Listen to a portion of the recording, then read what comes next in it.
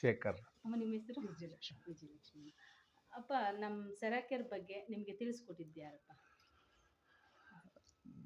ನನಗೆ ತಿಳಿಸ್ಕೊಟ್ಟಿದ್ದು ಇವ್ರನ್ನೇ ಫಸ್ಟು. ಆದರೆ ನಾವು 1 ತಿಂಗಳು 2 ತಿಂಗಳಾಯಿತು ಬರೋಕ್ಕೆ, ಟೈಮೇ ಸಿಗಲಿಲ್ಲ. ಆಮೇಲೆ ಸಡನ್ ಆಗಿ ಆ ಏರಿಯಾನಲ್ಲಿದ್ದಾಗ ನಾನು ನನ್ನ ಫ್ರೆಂಡು ಬಂದ್ವಿ. ಬಂದ್ಬಿಟ್ಟು 1 ಅವರ್ ಇದ್ಬಿಟ್ಟು ಹೋದ್ವಿ.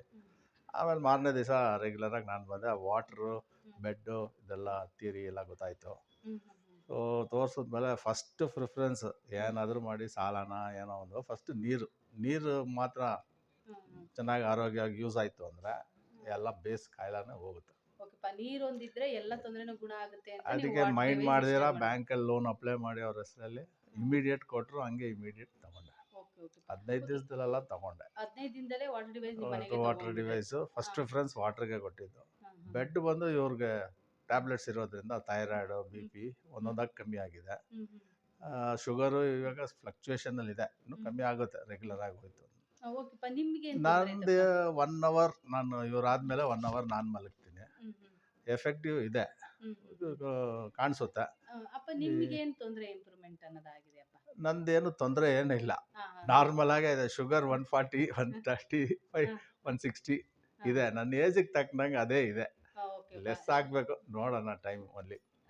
ಪ್ಲಸ್ ನಾರ್ಮಲ್ ಅಂದರೆ ಸ್ವಲ್ಪ ಜಾಸ್ತಿ ಇದೆ. ಒಂದೇ ಒಂದು ಟ್ಯಾಬ್ಲೆಟ್ ತಗೊಳ್ತೀನಿ ಬೆಳಿಗ್ಗೆ ಹೊತ್ತು, ರಾತ್ರಿ ಹೊತ್ತು. ಇವಾಗ ಅಮ್ಮಂಗೆ ಹೇಳಿದ್ರಿ ಥೈರಾಯ್ಡ್ ಇದೆ, ಶುಗರ್ ಇದೆ, ನನಗೂ ಕೂಡ ಶುಗರ್ ಇದೆ ಅಂತ ಹೇಳಿ. ಇದಕ್ಕೆಲ್ಲ ಬಂದು ನೀವು ಡಾಕ್ಟರ್ ಹತ್ರ ಎಷ್ಟು ಅಮೌಂಟ್ ಖರ್ಚು ಮಾಡಿದಿರಪ್ಪ? ಡಾಕ್ಟ್ರಿಗೆ ಮೊದಲು ರೆಗ್ಯುಲರ್ ಟ್ಯಾಬ್ಲೆಟೇ ಜಾಸ್ತಿ ಆಗಿದ್ದು.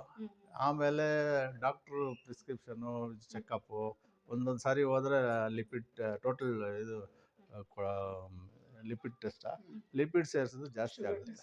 ಶುಗರ್ ಟೆಸ್ಟ್, ಲಿಪಿಡ್ ಅದು ರ್ಯಾಂಡಮ್ 3 ತಿಂಗಳಿಗೆ ಒಂದ್ಸಾರಿ ಟೋಟಲ್ ತೆಗೆದು ಆಗ್ಬಿಟ್ಟು ಅದು ಯಾವಾಗೂ ಡಿಫ್ರೆನ್ಸ್ ಬರ್ತಾ ಇತ್ತು. ಅದು ಸ್ವಲ್ಪ ಇವಾಗ ಕಮ್ಮಿ ಆಗಿದೆ. ಜಾಸ್ತಿ ಇದ್ದಿದ್ದು. ಟ್ರೈಸಿರಲೈಟ್ಸು ಕಮ್ಮಿ ಆಗಿದೆ. ಖರ್ಚು ಇವಾಗ ಇವ್ರಿಗೊಂದು 4-5 ವರ್ಷದಿಂದ ಇದೆ. ನನಗೊಂದು 5-7. ಸ್ಟಾರ್ಟಿಂಗ್ ಬಂದಾಗ ಗೊತ್ತಾಗ್ಲಿಲ್ಲ. ನಾವು ನಾರ್ಮಲ್ ಆಗೇ ಇದ್ವಿ, ಗೊತ್ತಾಗ್ತಾ ಇರಲಿಲ್ಲ. ಓಕೆ, ಗೊತ್ತಾದ್ಮೇಲೆ ಒಂದೇ ಒಂದು ಟ್ಯಾಬ್ಲೆಟ್, ಆವತ್ತಿಂದ ಇವತ್ತವರೆಗೂ ಒಂದೇ ಟ್ಯಾಬ್ಲೆಟ್. ಈಗ ಅಮ್ಮಂಗೆ ಆಗ್ಲಿ ಹೊರಗಡೆ ಅಮೌಂಟ್ ಖರ್ಚು ಮಾಡಿದೀನಿ ಅಂತ ಹೇಳ್ತಿದ್ದೀರಾ? ಹೌದು.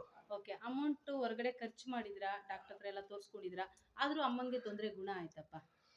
ಇವಾಗ ಸೆರಾಕೇರ್ ಬಂದ್ಮೇಲೆ ಡಾಕ್ಟರ್ ಹತ್ರ ಹೋಗೋದು ಸ್ವಲ್ಪ ಕಮ್ಮಿ ಆಗಿದೆ. ಸ್ವಲ್ಪ ಏನು ಜಾಸ್ತಿನೇ ಜಾಸ್ತಿ. 3 ತಿಂಗಳಿಗೂ ಹೋಗ್ಬೇಕಾಗಿತ್ತು. ಟ್ಯಾಬ್ಲೆಟ್ಗೆ ಚೆಕ್ ಮಾಡಿ. ಇವಾಗ ಪ್ರಾಡಕ್ಟ್ ಬಂದು ನಿಮ್ಮ ಮನೇಲೇ ಇರೋದ್ರಿಂದ, ಓಕೆ, ಜೆಡ್ ಬೆಡ್ ಆಗ್ಬೋದು, ಆಲ್ಕಲೈನ್ ಅಯನೈಸ್ಡ್ ವಾಟರ್ ಡಿವೈಸ್ ಆಗ್ಬೋದು, ಇದೆಲ್ಲ ಇರೋದ್ರಿಂದ ನೀವು ಆಸ್ಪತ್ರೆಗೆ ಹೋಗೋ ಥರ ಇಲ್ಲ. ಒಂದು 8 ತಿಂಗಳಾಯ್ತು. ಲಾಸ್ಟ್ ಜನವರಿನಲ್ಲಿ ಚೆಕ್ ಮಾಡಿದ್ದು. ಆಲ್ಮೋಸ್ಟ್ 1 ಇಯರ್ ಆಗ್ತಾ ಇದೆ, ಅಕ್ಟೋಬರ್. ಓಕೆ, ಸೂಪರ್ ಅಪ್ಪ. ಇವಾಗ ಅಮ್ಮಗೆ ಥೈರಾಯ್ಡ್ಗೆ ಟ್ಯಾಬ್ಲೆಟ್ ಬಿಟ್ಟಿದ್ದೀನಿ ಅಂತ ಹೇಳ್ತಿದ್ದೀರಾ? BPನೂ ಬಿಟ್ಟಿದ್ದಾರೆ, ಟ್ಯಾಬ್ಲೆಟು ಬಿಟ್ಟಿದ್ದಾರೆ. ಓಕೆಪ್ಪ, BP ಮತ್ತೆ ಥೈರಾಯ್ಡ್ಗೆ ಎರಡಕ್ಕೂ ಕೂಡ ಟ್ಯಾಬ್ಲೆಟ್ ಬಿಟ್ಟಿದ್ದೀರಾ ಅಂತ ಹೇಳ್ತಿದ್ದೀರಾ? ಓಕೆಪ್ಪ, ಇವಾಗ ಅಮ್ಮ ಬಂದು ಟ್ಯಾಬ್ಲೆಟ್ ಬಿಟ್ಟಿದ್ದೀರಾ, ಖುಷಿ ಆಗ್ತಾ ಇದೆಯಪ್ಪ ನಿಮಗೆ?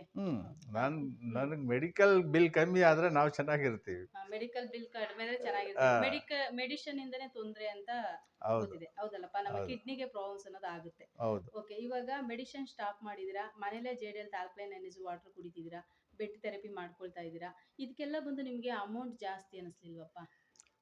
ನಾನು ಬಂದು 15 ದಿವಸದಲ್ಲೇ ನೋಡ್ಬಿಟ್ಟು ಪ್ರಿಫರೆನ್ಸ್ ಕೊಟ್ಟಿದ ತಕ್ಷಣನೇ ಒಂದೇ ಡಿಸಿಷನ್ ಮಾಡಿದೆ, ಅದು ಬೇಕು ಅಷ್ಟೇ. ನಿಮ್ಮ ಹತ್ರ 1 ತಿಂಗಳು ಬಂದ್ರೂ ಕ್ಯೂ ಸಿಸ್ಟಮ್ ಇತ್ತು, ನಮ್ಗೆ ಬೇರೆ ಟೈಮ್ಗಳು ವೇಸ್ಟ್ ಆಗ್ತಾ ಇತ್ತು. ಬಟ್ ಏನು ಮಾಡೋಣ, ಟೈಮಿಂಗ್ ಬೇರೆ ಸ್ಯೂಟ್ ಆಗಲ್ಲ. ಆದ್ದರಿಂದ ಇಮಿಡಿಯೇಟ್ ಆವಾಗಲೇ ಡಿಸೈಡ್ ಮಾಡಿ ಸಾಲ ಆದರೂ ಸರಿ ಮಾಡಿ ತಗೊಂಡ್ಬಿಡ್ತು. ಸೆರಾಕೆರ್ಗೆ ಬಂದು ವೆಯ್ಟ್ ಮಾಡಬೇಕು ಆಗ್ತಿರ್ಲಿಲ್ಲ, ಅದಕ್ಕೋಸ್ಕರ ನನ್ನ ಮನೆಗೆ ತಗೊಂಡೋದೆ. ಟೈಮಿಂಗ್ಸ್ ಸೆಟ್ ಆಗ್ತಾ ಇರಲಿಲ್ಲ, ಹಂಗೂ 1 ವಾರ ಬರಲಿಲ್ಲ ಊರುಗಳಿಗೆ ಹೋದ್ರೆ.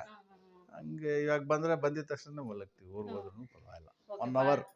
ಓಕೆ, ಈಗ ಊರಿಗೆ ಹೋಗಿ ಬಂದ್ರೂ ಕೂಡ ಆರಾಮಾಗಿ 1 ಅವರ್ ಥೆರಪಿ ತಗೊಳ್ತೀರಾ? ಯಾವ ಟೈಮ್ ಬೇಕಾ ಟೈಮ್ ಥೆರಪಿ ತಗೊಳ್ತೀರಾ? ಸೆರಾಕೆರ್ಗೆ ಬಂದ್ರೆ ವೆಯ್ಟ್ ಮಾಡಬೇಕು, ಇದಕ್ಕೋಸ್ಕರ ಮನೆಗೆ ತಗೊಂಡ್ರಪ್ಪ ನೀವು? ಓಕೆಪ್ಪ, ಇವಾಗ ಸೆರಾಕೆರ್ ಜೆಸ್ಟು ಥೆರಪಿಯಿಂದ ನಿಮ್ಗೆ ಇಷ್ಟೊಂದು ಇಂಪ್ರೂವ್ಮೆಂಟ್ ಅನ್ನೋದು ಆಗಿದೆ. ಓಕೆ, ಅಲ್ಲಿ ಬರುವಂತ ಅಪ್ಪ ಅಮ್ಮಗೆ ಏನ್ ಹೇಳಕ್ ಇಷ್ಟಪಡ್ತೀರಪ್ಪ? ನಾ ಇಲ್ಲಿ ಯಾರು ಬಂದ್ರೂ ಅವ್ರಿಗೆ ನಮ್ಮ ಇದರಲ್ಲಿ ನಾನು ಮಾರ್ಕೆಟಿಂಗ್ ಅಲ್ಲ, ಆದರೆ ನನಗೆ ಒಳ್ಳೆ ವಿಷಯ ಎಲ್ಲರಿಗೂ ಹೇಳ್ತೀನಿ, ತಗೊಂಬಿಡಿ, ಸಾಲನಾದರೂ ಮಾಡಿ ತಗೊಳ್ಳಿ. ತಗೊಂಡು ಅದ್ರದ್ದು 2 ಇಯರ್ಸ್ ನೋಡಿದ್ರೆ ನಿಮ್ಗೆ ಗೊತ್ತಾಗುತ್ತೆ. 10 ಕಾಯಿಲೆ ಇಟ್ಕೊಂಡು ಒಂದೇ ವರ್ಷದಲ್ಲಿ ಜಲ್ದಿ ವಾಸಿ ಆಗೋ ಅಂದ್ರೆ ಆಗಲ್ಲ.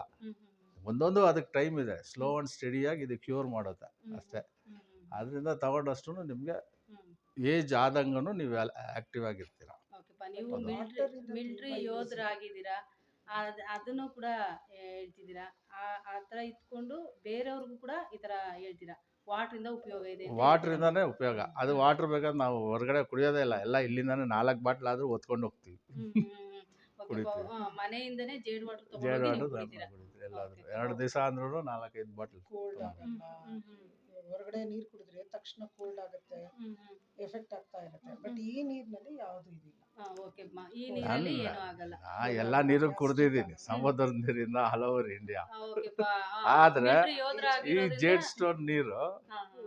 ವರ್ತ್ ಇದೆ, ಓಕೆಪ್ಪ. ಇಲ್ಲ ಅಂತ ಹೇಳಿಲ್ಲ. ನೀವು ಯೋಧರಾಗಿದ್ರಿಂದ ಎಲ್ಲ ಕಡೆ ನೀರನ್ನು ಕುಡಿದಿದ್ದೀರಾ, ಅದ್ರ ಬಗ್ಗೆ ನಿಮ್ಗೆ ಗೊತ್ತಿದೆ. ಆದ್ರೆ ಜೇಡ್ ವಾಟ್ರು ಬೆಸ್ಟ್ ಅಂತ ಹೇಳ್ತೀರಾ? ಬೆಸ್ಟ್ ಅಡುಗೆನೂ ಟೇಸ್ಟ್. ಮನೇಲಿ ಏನೆಲ್ಲ ಮಾಡಿದ್ರೆ ಪ್ರತಿಯೊಂದನ್ನು ಟೇಸ್ಟ್ ಆಗಿದೆ. Mutton, chicken